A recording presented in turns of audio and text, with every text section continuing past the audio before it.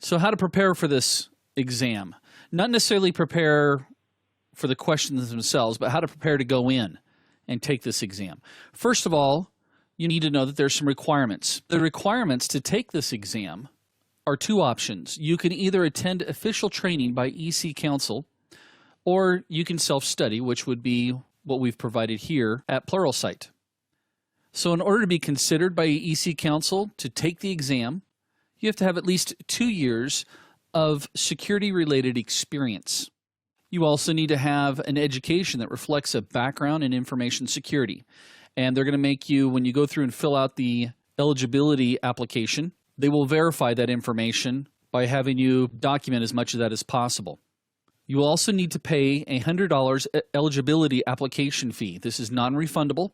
It's so that they can go through and do the background checks, verify that you have the background that you say you have. This way here we keep the riffraff out. After you pay that fee, you will then go and submit an exam eligibility application. After you fill it out, you'll submit it back to EC Council. The application itself is only valid for 60 days from the date when the application is submitted. If by chance you submit any updates outside of that 60 days or post 60 days, the application will automatically be rejected. So applicants need to make sure that they submit a new application form. So make sure you have all your ducks in a row before you go to fill out this application. Now, typically the wait time for EC Council to go through your application is 5 working days. EC Council will contact the applicant's boss, supervisor, or department head, which you will specify within the application as being someone who can verify your background.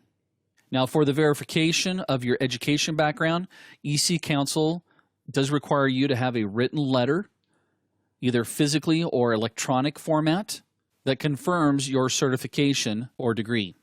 If your application gets approved, then the next step is you'll want to go and purchase an exam voucher from EC Council directly or from ECC. Now, they can either have someone call you and take a credit card over the phone.